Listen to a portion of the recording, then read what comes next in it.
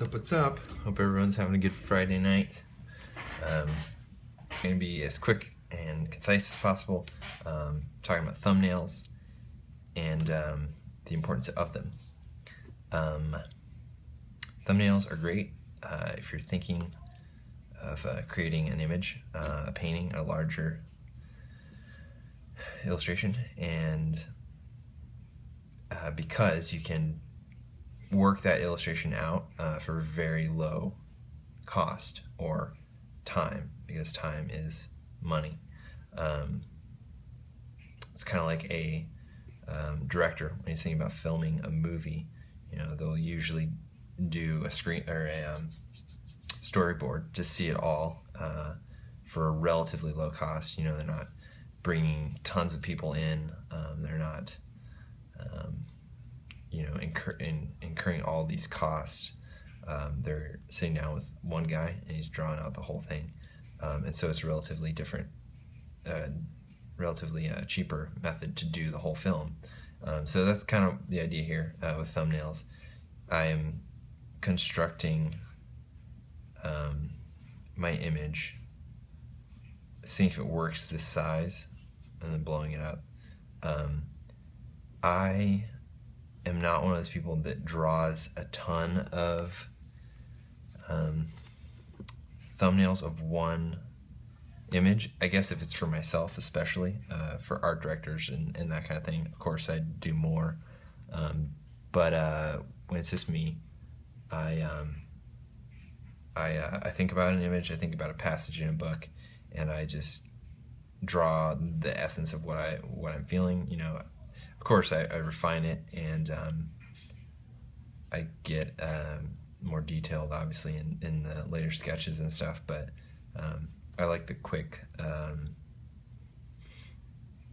way of putting it down and getting the first initial thought. Doesn't always happen the first go around, of course, but that's what I typically do, to be honest. I'm not gonna lie to you, my audience, my fans, my friends, my family. Alright, so here are some thumbnails for the next piece, next Lord of the Rings piece. I've got the green dragon up here. It's a nice scene, just without characters, but having a building as a character, which is an interesting way to go. I've got some hobbits and some ringwraith action as they're leaving Hobbiton right here. You know, it's very hard to tell. These are kind of just squiggles, but the hobbits and, you know, the typical foot and the horse of the ringwraith, and I like it, but here's a time where I thought it could be fleshed out better.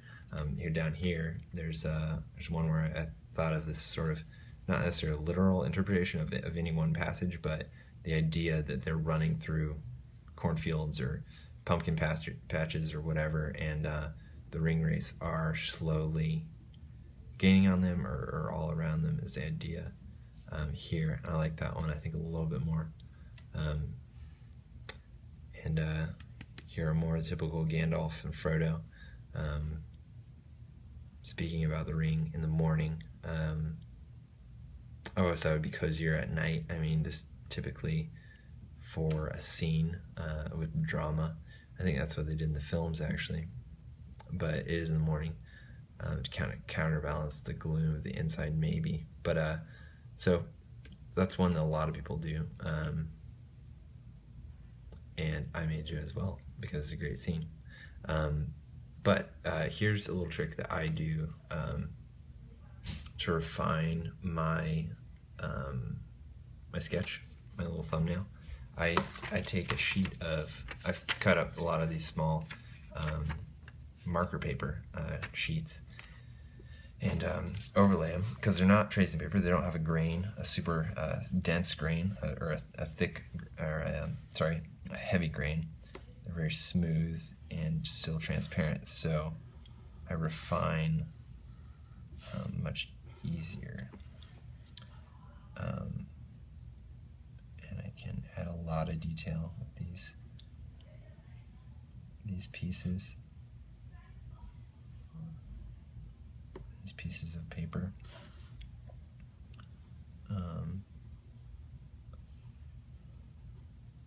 I can post them up as my thumbnail, and people are gonna be like, "Oh wow, like it's so tight, so well drawn." But here's the secret: I trace my own stuff, and there's nothing wrong with that. If you think the tracing is bad,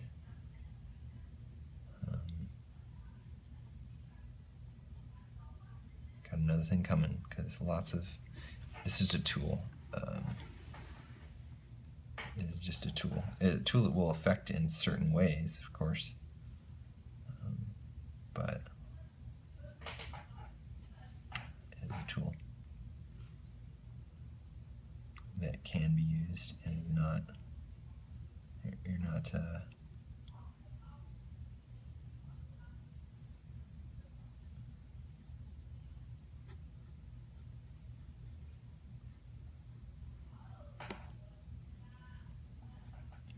obligated to anyone to create art in a certain way,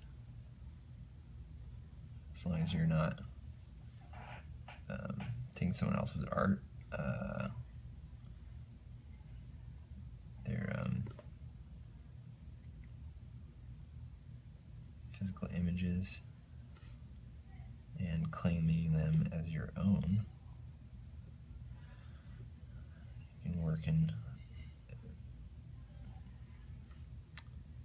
many different ways.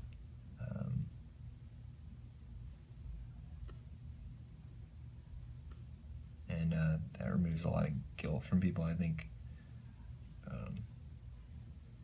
it's kind of a rabbit trail. I don't know exactly why I'm talking about tracing. I just know that some people have ideas about it, that it's a terrible practice, or that if you trace, you're not an artist. It's so funny, because it's like tracing in what regard, like, doesn't really factor into their thinking. It's just the use of tracing paper is just anathema.